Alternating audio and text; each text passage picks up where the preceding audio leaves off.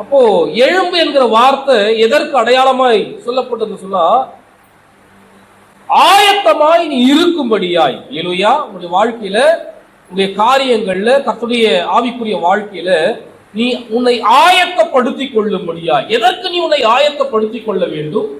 எந்த காரியத்திற்காக உன்னை ஆயத்தப்படுத்திக் கொள்ள வேண்டும் என்று சொன்னால், ஏதோ ஒரு புதிய காரியத்தை கர்த்தர் உன்னுடைய வாழ்க்கையில செய்வதற்கு அவர் பிரயாசப்பட்டு கொண்டிருக்கிறார். ஒரு புதிய நன்மையை அல்லது புதிய ஆசீர்வாதத்தை, ஒரு புதிய துவக்கத்தை கர்த்தர் உன்னுடைய வாழ்க்கையில் செய்வதற்கு அவர் பிரயாசப்படுகிற காரியத்தினால உன்னை என்ன பண்றாரு, கொஞ்சம் தட்டி எழும்பி நீ கொஞ்சம் என்ன பண்ணுப்பா, ரெடி ஆயிரு. நான் உன் வாழ்க்கையில செய்ய போற காரியங்களுக்கு நீ உன்னை ஆயத்தப்படுத்திக் கொள் என்று சொல்லி கடந்த நாட்கள்ல ஆண்டவர் நம்மோடு கூட பேசிக் கொண்டிருந்ததை நாம் பார்த்தோம். அல்லேலூயா. நம் துக்கத்திலிருந்து முதலாவது எழுந்திருக்க வேண்டும். நம்முடைய துக்கம், நம்முடைய வாழ்க்கையில நாம் அடைய வேண்டிய அந்த ஆறுதலையும் தேறுதலையும் ஆசீர்வாதத்தையும் நன்மையையும் பெற்றுக்கொள்ளாதபடிக்கு நம்மை முடக்கி வைத்திருக்கும் என்று சொல்லி பார்த்தோம்.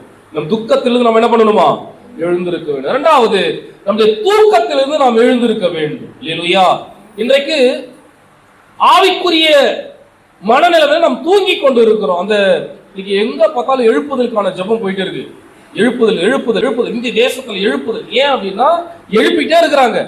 நம்ம எத்தனை முறை எழுப்புனாலும் ஜனங்க என்ன பண்றாங்க, சபையில இருக்கும்போது அந்த எழுப்புதல் இருக்கும். ஆனா வீட்டுக்கு போனா எப்ப போல என்ன பண்ணிடுவாங்க, ஆவிக்குரிய வாழ்க்கையில ஒரு தூக்கம், ஒரு நித்திரை, ஒரு கன நித்திரை. சபையில வரும்போது உற்சாகம், ஒரு நல்ல வார்த்தை, ஆண்டவர் என்ன பேசணும் போவோம். ஆனா வீட்டுக்கு போனதுக்கு அப்புறம் எப்ப போல பழைய வாழ்க்கை. அல்லேலூயா. அப்போ நல்லா புரிஞ்சுக்கணும், நம்முடைய துக்கத்திலிருந்து நாம் எழுந்திருக்க வேண்டும், நம்முடைய தூக்கத்திலிருந்து நாம் எழுந்திருக்க வேண்டும் என்று சொல்லி ஆண்டவர் கடந்த நாட்களிலே நம்மோடு கூட பேசினதை பார்க்கிறோம். இங்க பாருங்க, ஒரு காரியத்தை இரண்டாவது வசனத்துல சொல்றார் ஆண்டவர், தூசியை உதறிவிட்டு எழுந்திரு, எருசலேமே வீற்றிரு, சிறைப்பட்டு போன சீயோன் குமாரத்தியே, உன் கழுத்தில் உள்ள கட்டுகளை அவிழ்த்து விடு. நீ எழும்புறது மாத்திரம் அல்ல, நீ எழும்புறது ஓகே, எழுப்பிட்டா, இன்னைக்கு உன்னை தூக்கத்துல ஆண்டவர் எழுப்பிட்டாரு, உன் துக்கத்துல இருந்து எழுப்பிட்டாரு. நீ எழும்புவது மாத்திரம் அல்ல, உன்னை சுற்றி பார், உன்னுடைய சரீரத்துல, உன்னுடைய ஆவியில ஏதோ ஒரு காரியம் உன்னை கட்டப்பட்டு நீ செயல்படக்கூடாதபடிக்கு. யாரை கட்டுவாங்க, யாரை கட்டுவாங்க? ஒரு கைதியை தான் கட்டி வைப்பாங்க. கைதி என்ன பண்ணுவாங்க, கட்டி வைப்பாங்க. ஏன்னா எங்கேயும் ஓடிடக்கூடாது, அல்லது இது இங்க அரசியல் கைதி. ஒரு தேசத்தை கொள்ளையாடும் பொழுது, தேசத்தை பிடிக்கும் பொழுது அங்க இருக்கிற பெரிய பெரிய செல்வந்தர்களையும் பெரிய பெரிய கனவான்களையும் அந்த ஜெயித்த தேசம் என்ன பண்ணுவாங்க, அந்த ராஜா என்ன பண்ணுவாங்க, எல்லாம் கையை காலை கட்டி அடிமையா என்ன பண்ணுவாங்க, கொண்டு போய் விடுவாங்க. அப்படிப்பட்ட அடிமைத்தனத்தின் நுகத்தில் நம்முடைய கரங்கள் கட்டப்பட்டதாய், நம்முடைய கால்கள் கட்டப்பட்டதாய், நம்முடைய சிந்தை கட்டப்பட்டதாய், நம்ம யோசிக்க கூட முடியாத அளவுக்கு ஏதோ ஒரு அந்த கட்டுக்குள்ள நம்முடைய வாழ்க்கை இருக்கும் என்று சொன்னால், நீ ஆண்டவர் சொல்றாரு, நீ அதை அவிழ்த்து விட்டு எழுந்திரு. எதை அவிழ்த்து விட்டு எழுக்கணுமா, எதை அவிழ்த்து விட்டு எழுக்கணுமா? கட்டப்பட்ட கயிறுகளை. அல்லேலூயா. அதான் சொல்றது, கட்டப்பட்ட கழுத்தில் உள்ள கட்டுகளை அவிழ்த்து விடு. எப்படி எழுந்திருக்கணுமா? கட்டப்பட்ட கட்டுகளை அவிழ்த்து விட்டு நாம் எழுந்திருக்க வேண்டும் என்று சொல்லி ஆண்டவர் ஆசைப்படுற இந்த காலை வேளையில கர்த்தர் இன்றைக்கு உங்களை சுற்றி இருக்கிற கட்டுகளை அவிழ்ப்பதற்கு அவருடைய கரங்கள் ஆயத்தமாக இருக்கிறது. எத்தனை பேர் விசுவாசிக்கிறீங்க? எந்த கட்டா இருக்கலாம், ஆமீன் சொல்லுங்களேன். என்ன பிரச்சனையா இருக்கட்டும், பயங்கரமான கட்டு, இதுல விட்டு என்னால வெளியே வரவே முடியல, இந்த போராட்டத்தை என்னால ஜெயிக்கவே முடியல. ஒருவேளை பலகீனத்தின் கட்டா இருக்கலாம், உங்களை கட்டி வைத்திருக்கலாம். இந்த பலகீனத்தை விட்டு என்னால எழுந்து சபைக்கு வரணும்னு நினைக்கிறனால வர முடியல. என் பலகீனம் என்னோடு கூட போராடி கொண்டிருக்கிறது, என் சூழ்நிலை என்னோடு கூட போராடி கொண்டிருக்கிறது, எனக்கு மன அழுத்தம், என் வாழ்க்கையில போராட்டம், எனக்கு நிறைய பிரச்சனை, நிறைய போராட்டம், நிறைய கடன் கொள்ளை, எனக்கு நேராக என்னுடைய எதிராளிகளின் மீது போட்ட வழக்கு, ஏதோ ஒரு கட்டு உன்னுடைய இருதயத்தை அழுத்தி கொண்டிருக்கலாம். நீ கட்டப்பட்ட சூழ்நிலையில எழுந்திருக்க வேண்டும் என்று சொல்லி போராடி கொண்டிருக்கலாம். இன்னைக்கு ஆண்டவருடைய வார்த்தை உங்களுக்கு நேராக வருகிறது, இந்த கட்டுகளை நீ அவிழ்த்து விட்டு எழுந்திருப்பதற்கு கர்த்தர் வாழ்க்கையில ஏதோ ஒரு புதிய காரியத்தை செய்ய போகிறார். அல்லேலூயா.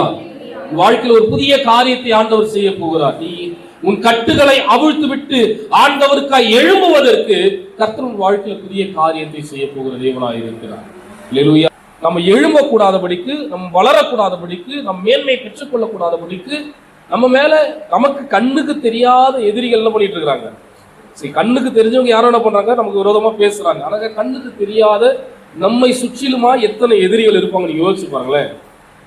நம்முடைய ஆவிக்குரிய வாழ்க்கையில நாம் எழும்பக்கூடாதபடிக்கு, நம்முடைய ஆவிக்குரிய வாழ்க்கையில நம் நன்மையை பெற்றுக்கொள்ளக்கூடாதபடிக்கு, நம்முடைய ஆவிக்குரிய வாழ்க்கையில கர்த்தரோடு இசைந்து அவருடைய ஆசீர்வாதங்களுக்கு நாம் பாத்திரவான்களை ஆகக்கூடாதபடிக்கு நம்மை சுற்றிலுமாய் நிறைய இருளின் ஆவிகளுடைய கட்டுகளுக்குள்ள நாம் இருக்கக்கூடும்.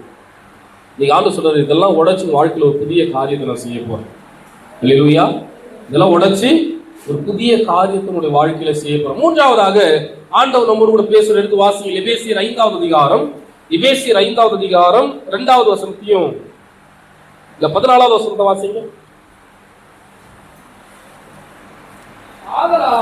ஆதலால் தூங்குகிற நீ விழித்து மரித்தோரை விட்டு எழுந்திரு. அல்லேலூயா. முதல் காரியம் தியானித்தோம். முதலாவது காரியம் என்னது? நம்முடைய துக்கத்திலிருந்து நாம் என்ன பண்ணணுமா? எழுந்திருக்க வேண்டும். நம்முடைய துக்கம் நம்முடைய வாழ்க்கையில ஆண்டவர் வைத்திருக்கிற நன்மை ஆசீர்வாதங்களை பெற்றுக்கொள்ளக்கூடாதபடிக்கு ஒரு பெரிய தடையை கொண்டு வரும். இரண்டாவது, நம்முடைய தூக்கத்திலிருந்து நாம் எழுந்திருக்க வேண்டும் என்று பார்த்தோம். மூன்றாவது, இந்த நாளில் கர்த்தர் நம்மோடு பேசுகிறார். நாம் யாரை விட்டு எழுந்திருக்கணுமா? மரித்தோரை விட்டு எழுந்திருக்க வேண்டும். அல்லேலூயா. தூங்குகிற நாம் மரித்தோரை விட்டு எழுந்திருக்க வேண்டும் என்று சொல்லி ஆண்டவர் இங்கே நம்மோடு கூட பேசி கொண்டிருக்கிறதை பார்க்க முடியும். அது என்ன தூங்குகிற நான் மரித்தோர்? தூங்குற எப்படி? நீங்க ஒரு சாவு வீட்டுக்கு போறீங்க. சாவு வீட்டுக்கு போகும்போது சாவு எங்க வச்சிருப்பாங்க? ஐஸ் பெட்டியில வச்சிருப்பாங்க. அந்த சாவு வீட்டுக்காரங்களை கூப்பிட்டு, ஐயா இன்னொரு பெட்டி போடு, இன்னொரு ஐஸ் பெட்டி சொல்லு, நானும் பக்கத்துல படுத்துக்கிறேன் அப்படின்னு நீங்களும் நானும் சொன்னோம் அப்படின்னா எப்படி இருக்குமோ அப்படிதான் நீங்களும் நானும் வாழ்ந்துட்டு இருக்கிறோமா? வசனம் அதான் சொல்லுது. தூங்குகிற நீ மரித்தோரை விட்டு எழுந்திரு. யார் தூங்குகிறவர்கள்? யார் மரித்தோர்? இன்றைக்கு ரட்சிக்கப்பட்ட நாம், ஆண்டவரை அறிந்து கொண்ட நாம் உலக பிரகாரமாய் பாவத்தில் வாழ்வோம் என்று சொன்னால் 1வது வசனத்திலிருந்து வாசிங்க.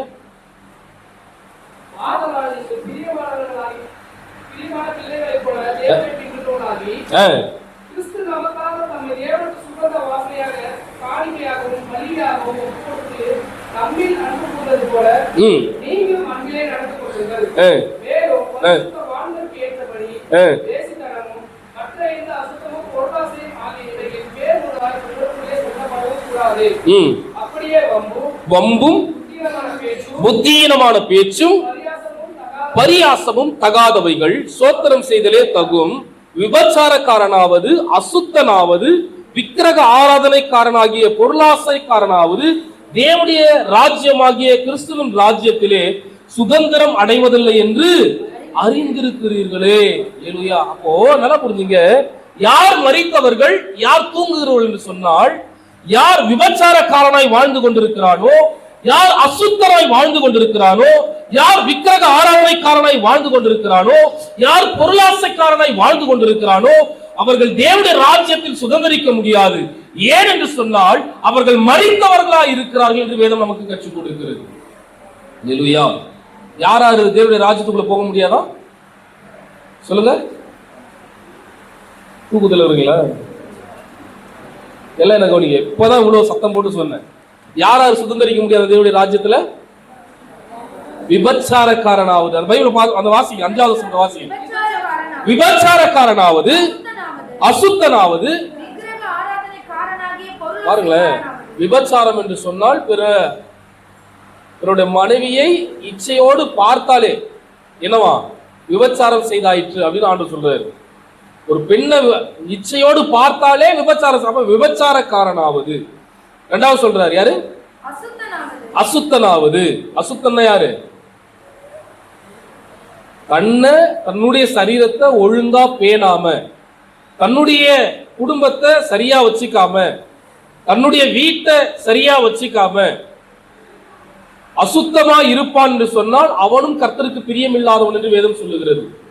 நீ சோம்பேறித்தனமா இருக்கிற அப்படின்னா நீ கர்த்தருக்கு பிரியம் இல்லாதவன் கர்த்தருடைய சமூகத்துக்கு முன்னால என்ன பண்ண முடியாதான்?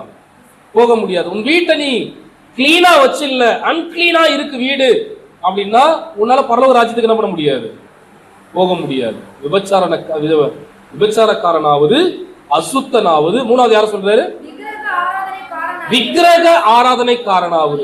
கர்த்தருக்கு நிகராய் ஒரு சொரூபத்தையோ ஒரு சிலையோ செஞ்சு நீதான் என் கடவுள் சொல்லி யாரா நீங்க சொல்லுவீங்க அப்படின்னா நீங்க என்ன பண்ண முடியாதான்?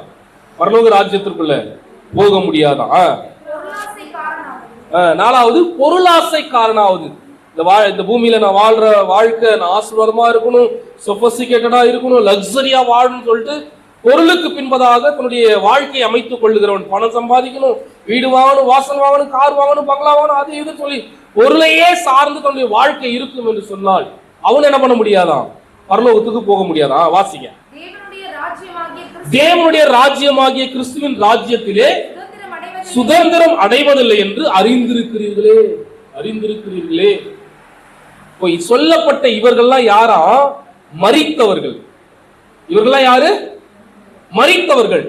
மரித்த இவர்களால தேவனுடைய ராஜ்யத்தில் பிரவேசிக்க முடியாது. ஆனா நீங்களும் நானும் மரித்தவர்கள் அல்ல, நீங்களும் நானும் தூங்கி கொண்டிருக்கிறோம். எப்படி? மரித்தவங்க கூட சேர்ந்து நானும் மரிச்சிட்டேன்னு நினைச்சிட்டு நான் என்ன பண்ணிட்டு இருக்கிறேன்? தூங்கிட்டு இருக்கிறேன். இப்போ நல்லா புரிஞ்சுங்க, உங்களுக்கு எனக்கும் பாவ மன்னிப்பாகிய ரட்சிப்பை ஆண்டவர் கொடுத்திருக்கிறார். என்ன பண்ணிருக்கிறாரு? இதுல இருந்துதான் நம்மளை மீட் எடுத்திருக்கிறார். இதுல இருந்துதான் நம்ம என்ன பண்ணிருக்கிறாரு? தூக்கி கழுவி எடுத்திருக்கிறார். ஆனா நான் திரும்ப திரும்ப போய் என்ன பண்றேன்? இதையே திரும்பவும் செய்கிறதுனால நான் மரித்தவன் ஆகி விட முடியாது, நான் தூங்குகிறவன் என்று வேதம் நமக்கு கற்பிக்கிறது. அல்லேலூயா. அப்ப தூங்குகிற நீ மரித்தோரை விட்டு எழுந்திரு. இப்படிப்பட்ட காரியங்களை விட்டு நீ என்ன பண்ணணுமா? எழுந்திருக்கணுமா? இப்படிப்பட்டவைகள் நிமித்தம் 6வது வசனம் சொல்லுது, கீழ்ப்படியாமையின் பிள்ளைகள் மேல் தேவ கோபாக்கினை வருவதால் ஒருவனும் உங்களை வீண் வார்த்தைகளினாலே மோசம் போக்காதபடிக்கு எச்சரிக்கையாயிருங்கள். அவர்களுக்கு பங்காளிகளாகாதிருங்கள். விபச்சாரக்காரன் கூட, பொருளாசக்காரன் கூட, அசுத்தன் கூட, விக்கிரக ஆராதனைக்காரன் கூட நீ என்ன பண்ணாத? பங்காளியா இருக்காத. அவன் கூட ஐக்கியப்படாத. அவன் கூட என்ன பண்ண ஐக்கியம் வச்சுக்க தேவையில்லை. நீ அவன் கூட ஐக்கியம் வச்சிருக்கிற அப்படின்னா நீ நினைச்சிட்டு நீ செத்து போனவன் சொல்லிட்டு, ஆனா நீ தூங்கி கொண்டு இருக்கிறாய். அவன் மரித்தவன், நீ தூங்கி கொண்டிருக்கிறாய். அவனை விட்டு நீ எழுந்திருக்க வேண்டும் என்று ஆண்டவர் நமக்கு கட்டளை கொடுக்கிறார். அல்லேலூயா, அல்லேலூயா. அவங்களை விட்டு நம்ம என்ன பண்ணணுமா? எழுந்திருக்க வேண்டுமா? அல்லேலூயா. 8வது வசனம் பாருங்க, முற்காலத்தில் நீங்கள் அந்தகாரமாய் இருந்தீர்கள், இப்பொழுதோ கர்த்தருக்குள் வெளிச்சமாய் இருக்கிறீர்கள். வெளிச்சத்தின் பிள்ளைகளாய் நடந்து கொள்ளுங்கள். வெளிச்சத்தின் பிள்ளைகளாய் நடந்து கொள்ளுங்கள். நம்ம ஆண்டவர் என்ன பண்றாரு? மரித்தோரை விட்டு நாம் எழுந்திருக்க வேண்டும் என்று சொல்லி ஆண்டவர் நம்மோடு கூட பேசிக் கொண்டிருக்கிறார். நாம் மரித்தோர் அல்ல, நாம் தூங்கிக் கொண்டிருக்கிறோம். ஆனால் மரித்தவர்களோடு கூட இசைந்து வாழ்ந்து கொண்டிருக்கிறோம். மரித்தோரை விட்டு நீங்களும் நானும் எழுந்திருக்க வேண்டும். அல்லேலூயா. எதெல்லாம் உங்க வாழ்க்கையில யாரெல்லாம் உங்க மரித்து போன ஒரு தன்மையில நீங்க இருக்கிறீங்க, யாரெல்லாம் உயிரற்ற நிலைமையில உங்களை நீங்க ஃபீல் பண்றீங்க, எனக்குள்ள ஜீவன் இல்லை, என் வாழ்க்கை எப்படி இருக்கு அப்படின்னு சொல்லிட்டு மத்தவன மாதிரியே புலம்பிட்டு இருக்கிறோம், மத்தவன மாதிரியே இச்சையில இருக்கிறோம், மத்தவன மாதிரியே ஆசைப்படுறோம். மத்தவன் செய்யற காரியத்தை அவன் செஞ்சுட்டானா நான் செய்யறேன், இவன் செஞ்சுட்டானா நான் செய்யறேன், இந்த காரியம் ஐயோ இவங்க எப்படி இருக்கிறாங்க நானும் அப்படியே இருக்கணும் அப்படின்னு சொல்லிட்டு யாரெல்லாம் போறோமோ நம்ம எல்லாம் அதை விட்டு என்ன பண்ணணுமா? எழுந்திருக்க வேண்டும் என்று சொல்லி ஆண்டவர் நமக்கு என்ன பண்றாரா? கட்டளை கொடுக்கிறாரா? வாசிங்க ஒரு வசனத்தை கூட, இதே எபேசியர் 2வது அதிகாரம் 1 வாசிங்க. அக்கிரமங்களினாலும் பாவங்களிலும் மரித்தவர்களாய் இருந்த உங்களை பாருங்களேன், இந்த மாதிரிதான் நாமளும் வாழ்ந்துட்டு இருந்தோம். அக்கிரமத்தினால, பாவத்தினால, வேசித்தனத்தினால, விபச்சாரத்தினால, பொருளாசையினால, விக்கிரக ஆராதனையினால நாமும் ஒரு காலத்தில் மரித்தவர்களாய் இருந்தோம். ஆனால் ஆண்டவராகிய இயேசு கிறிஸ்து தம்முடைய ஜீவனை கொடுத்து நம்ம என்ன பண்ணாரா? உயிர்ப்பித்து விட்டார். அப்ப நல்லா புரிஞ்சுக்கணும், நீங்களும் நானும் மரித்தவர்கள் அல்ல, நாம் உயிரோடு கூட இருக்கிறோம், ஆனா தூங்கிட்டு இருக்கிறோம். நம்ம என்ன பண்ணிட்டு இருக்கிறோம்? உயிரோடு இருக்கிறோம், ஆனா என்ன பண்ணிட்டு இருக்கிறோம்? தூங்கிட்டு இருக்கிறோம். நாமளே நம்ம நினைச்சிட்டு இருக்கோம், ஐயோ எனக்கு ஒண்ணுமே இல்லை, நானும் இப்படிதான் இருக்கிறேன், என் வாழ்க்கை இப்படிதான் இருக்கு, நான் மரித்தவன் என்று சொல்லி நான் என்ன பண்ணிட்டு இருக்கிறேன்? மரித்தவன் கூட படுத்து தூங்கிட்டு இருக்கிறேன். இப்ப மரித்தவனை விட்டு நீ என்ன பண்ணு? எழும்பு என்று சொல்லி ஆண்டவர் சொல்லுகிறான். வாசிங்க. இவ்வுலக வழக்கத்திற்கேற்றபடியாகவும்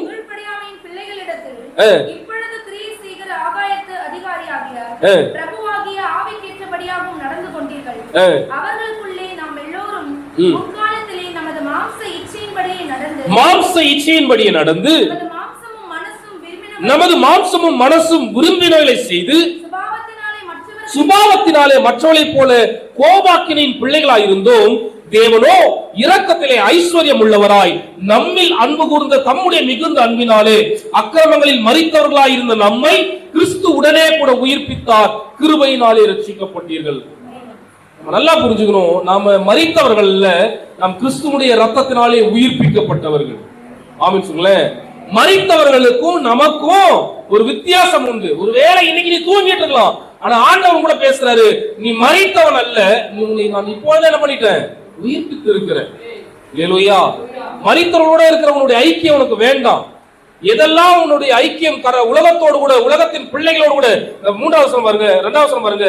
முற்காலத்திலே இவ்வுலக வழக்கத்திற்கு ஏற்றபடியாகவும் கீழ்ப்படியாமையின் பிள்ளைகளிடத்தில் இப்பொழுது கிரியை செய்கிற ஆகாயத்து அதிகார பிரபுவாகிய ஆவிக்கு ஏற்றபடியாகவும் நடந்து கொண்டிருக்கிறது. உலகத்தினுடைய இருக்கிற பிசாசுடைய எண்ணங்களுக்கு ஏற்றபடி நீங்க வாழ்ந்துட்டு இருந்தீங்க.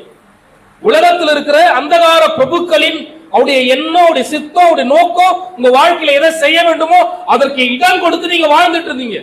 இது ஒரு மரித்த ஒரு சூழ்நிலை. ஆனா அந்த மரணத்திலிருந்து ஆண்டவர் உங்களை உயிர்ப்பித்து என்ன பண்ணிட்டாரு, ஜீவனுக்கு எதுவாய் நடத்தி இருக்கிறாரு. ஆனா அதை இன்னும் அறியாம நானும் மரித்தவன் நினைச்சிட்டு மரித்தவன் கூட படுத்துறாங்க. ஆண்டவர் சொல்றாரு, நீ மரித்தவன் இல்ல, நீ தூங்கிட்டு இருக்கிற. ஹல்லேலூயா. நீ மரித்தவன் அல்ல, நீ தூங்கி கொண்டிருக்கிறாய். உன் தூக்கத்தை விட்டு என்ன பண்ணு, மரித்தவரை விட்டு எழுந்துன்னு சொல்லி ஆண்டவன் நமக்கு கற்றுக் கொடுக்கிறத பார்க்கிறோம்.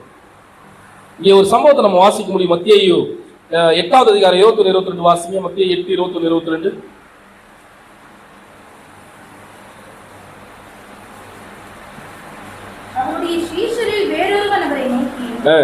ஆண்டவரே, முன்னே நான் போய் என் தகப்பனை அடக்கம் பண்ண எனக்கு உத்தரவு கொடுக்க வேண்டும் என்றான். அதற்கு இயேசு, இந்த இடத்துல ஒரு சம்பவம் நடக்கும். இயேசு கிறிஸ்துவிட்ட வந்து முதல்ல ஒருத்தன் கேட்பான், ஆண்டவரே உம்மை பின்பற்றி வர விரும்புகிறேன் அப்படின்னு சொல்லுவான். சொல்லும் போது ஆண்டவர் சொல்லுவாரு, எனக்கு தலை சாய்க்கிறதே இடம் இல்லை, நீ என்ன போய் பின்பற்றி வரைய அப்படின்னு. ஒருத்தரை பார்த்து ஆண்டவரை கேட்பாரு, நீ என்னை பின்பற்றி வா அப்படின்னு. இவன் சொல்லுவான், ஆண்டவரே என் வீட்டுல ஒரு மரணம் இருக்கு, நான் போயிட்டு என்ன பண்ணிடுறேன், முதல்ல அடக்கம் பண்ணிட்டு வந்துடுறேன், அப்புறம் உங்களை பின்பற்றுறேன் சொல்லும்போது சொல்ல, மரித்தோர் தங்கள் மரித்தோரை அடக்கம் பண்ணட்டும், நீ என்னை பின்பற்றிவான் அப்படிதான் சொல்றாரு. மரித்தான், அவன் மரித்தான். மரித்தோர் தங்கள் மரித்தோர் அப்படின்னா பாவத்துல இருக்கவன் மரித்தவன், அவன் என்ன பண்ணிட்டோம், அடக்கம் பண்ணிட்டோம். நீ ஜீவனுக்கு ஏதுவாய், நீ நன்மையை பெற்றுக் கொண்டிருக்கிறாய், நித்திய ஜீவன் உனக்கு உண்டு, நான் உன்னை என்ன பண்ணி தெரிந்து கொண்டிருக்கிறேன், நீ என்னை பின்பற்றி வா அப்படின்னு சொல்லிட்டு ஆண்டவருக்கு சொல்லுகிறத பார்க்கிறோம். என்ன சகோதரி சகோதரியே, நாம் மரித்தோரை விட்டு எழுந்திருக்க வேண்டும். எந்தெந்த காரியத்துல நீங்க ஒட்டிட்டு இருக்கிறீங்க, யாரு கூட நீங்க இசைந்து இருக்கிறீங்க, உலகத்தின் இந்த ஒருவேளை இந்த சுபாவங்கள் உங்களுக்குள்ள இல்லாம இருக்கலாம், ஆனா இந்த சுபாவத்தில் உள்ள மனிதர்களோடு கூட நீங்கள் இசைந்து இருப்பீர்கள் சொன்னால் நீங்களும் என்ன பண்ணிட்டு இருக்கிறீங்க, அவங்க கூட தூங்கிட்டு இருக்கிறீங்க. ஒரு விபச்சாரக்கார கூட இல்ல ஒரு அசுத்தனோடு கூட உங்களுக்கு ஐக்கியம் இருக்கும் என்று சொன்னால், ஒரு விக்கிரக ஆராதனைக்காரோடு கூட உங்களுக்கு ஐக்கியம் இருக்கும் என்று சொன்னால், நீ என்ன பண்ணிட்டு இருக்கிற, நீ மரித்துட்டு இருக்கிற நினைச்சு தூங்கிட்டு இருக்கிற. உன்னை எழுந்திருன்னு சொல்லி ஆண்டவர் சொல்றாரு. ஹல்லேலூயா. நீ என்ன பண்ணணுமா, எழுந்திருக்கணும். நம்முடைய ஐக்கியம் யாரோடு கூட இருக்கிறது, நம்முடைய ஐக்கியம் ஆண்டவராகிய இயேசு கிறிஸ்துவோடு கூட இருக்கிறதா அல்லது இந்த உலகத்தின் காரியத்தோடு கூட இருக்கிறதா? உலகத்தினுடைய ஐக்கியம் இருக்கும் என்று சொன்னால் நீ மரித்தவரோடு கூட தூங்கி கொண்டிருக்கிறாய், நீ எழுந்திரு என்று சொல்லி ஆண்டவர் நமக்கு கட்டளை கொடுக்கிறார்.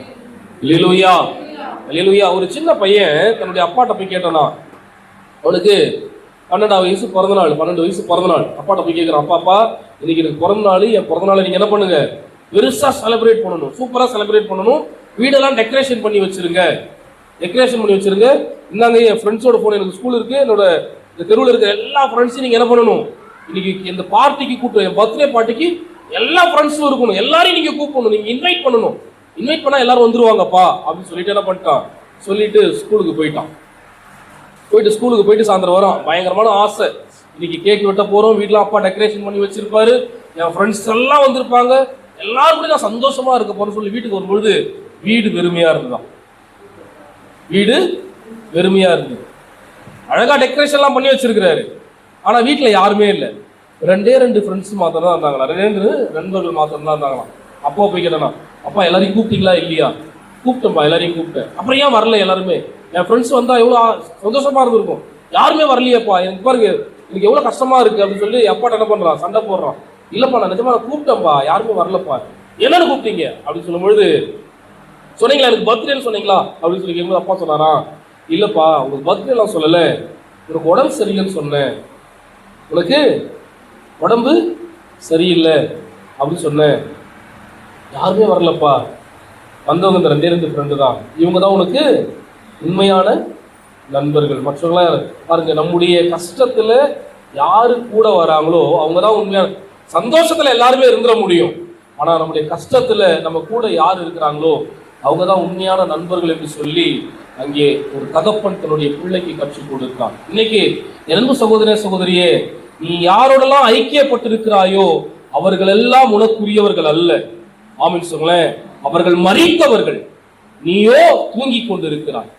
நீ யாரெல்லாம் பெருசா நினைச்சிட்டு இருக்கிறியோ உலகத்துல, இது எனக்கு பெருசு. ஒருவேளை மனிதர்கள் இல்லாம ஏதோ ஒரு காரியத்தை நீ பெருசா நினைச்சிட்டு இருக்கலாம். இதெல்லாம் மரித்து போன விஷயம், இதெல்லாம் உனக்கு என்ன இல்ல, ஆசீர்வாதம் இல்லை. நீ தூங்கி கொண்டிருக்கிறாய். நீ ஒரு நாள் வரும், கர்த்தர் உன்னை எழுப்புவார். எழுப்பும் போது இவங்கெல்லாம் இவ்வளவு நாள் இவங்க கூட போய் என் வாழ்க்கை இருந்தது, இவங்க கூட நான் பெருசா நினைச்சேன், இவங்க தான் எனக்கு எல்லாம், என் வாழ்க்கைக்கு எல்லாம் இவங்க தான் நினைச்சேன், ஆனா இன்னைக்கு ஒண்ணும் இல்லாம இருக்கிறாங்களே சொல்லிட்டு ஒரு நாள் ஆண்டவர் என்ன பண்ணுவாரு, உங்களோட பேசுவார். அல்லேலூயா.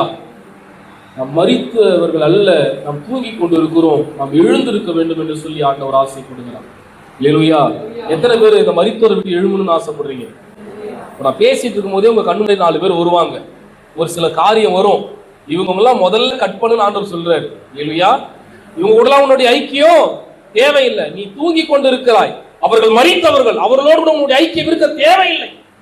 இதெல்லாம் கட் பண்ணி, இந்த காரியம் உன் வாழ்க்கைக்கு விடுதியை வரும் என்று சொன்னால், பாவத்தை கொண்டு போய் செல்லும் என்று சொன்னால், அதெல்லாம் நீ கட் பண்ணணும்னு சொல்லி ஆண்டவர் நமக்கு கற்றுக் கொடுக்கிறார். அல்லேலூயா.